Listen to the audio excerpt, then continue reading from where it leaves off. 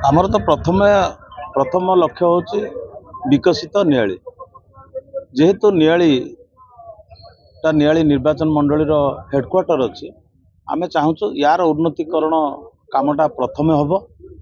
यार उन्नतीकरण संगे संगे नियाली निर्वाचन मंडली सब कम हम तेणु नियाली बजार उपरे साधारणतः आमर काकटपुर निर्वाचन मंडली निमापड़ा जयदेव जगतसिंहपुर विभिन्न निर्वाचन मंडली लोक एठिकी आसती बजार को ये पानहाट बहुत भी आमर फेमस अच्छी तेणु ये बजार उन्नतीकरण आम आज बजार कमिटीर जो सभापति बीडीओ तहसीलदार ब्लॉक असिस्टेंट इंजीनियर आठी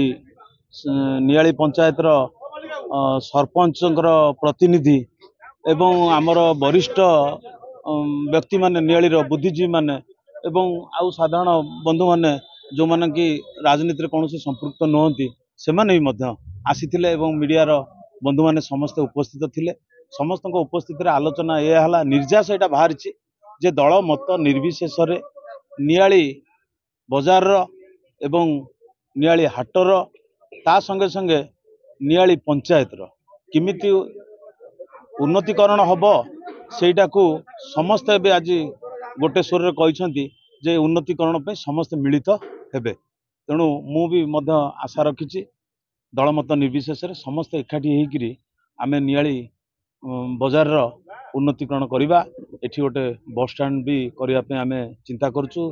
पार्क भी गोटे हम एठी बहुत काम अच्छी टाउन हॉल हम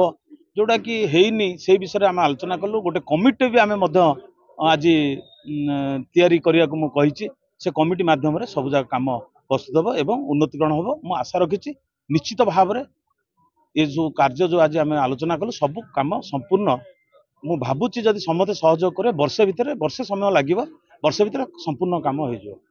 रास्ता घाट कथा मेडिकल कथा आप जानते अन्य जो कौन रही मंदिर मालिनी कथा कहते सब केमी कौन रूपांतरीकरण करने आप जानते नियाली पंचायत कथा कहली माने नियाली पंचायत ही डाक्तरखाना नियाली पंचायत ही कोर्ट नियाली पंचायत रे तहसील ऑफिस नियाली पंचायत रे ब्लॉक तेणु नियाली पंचायत रे जोटा आपको कहली प्रत्येक जो जमी आईबी अच्छी जो कथा उठिला आईबी को सेठी जीवाई गाड़ी ना जबरदखल कर तेणु ये सब जिन समस्या को नहीं आलोचना मुझे कहीं कहली बुद्धिजीवी मैंने मिसिक रही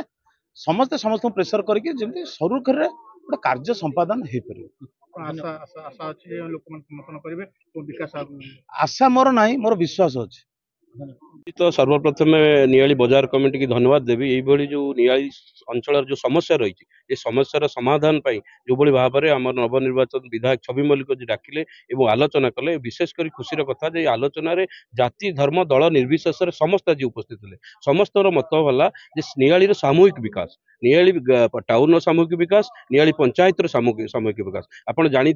माननीय प्रधानमंत्री 2024 पूर्व गोटे नारा देते भारत वर्ष को विकसित करेंगे और से अनुसार माननीय मुख्यमंत्री आमर मोहन चरण माझी निष्पत्ति नहीं ओडिशा को विकसित करेंगे से अनुसार आमर माननीय विधायक छवि मल्लिक महाशय निष्पत्ति नहीं नियाली को विकसित करवा से विकसित कर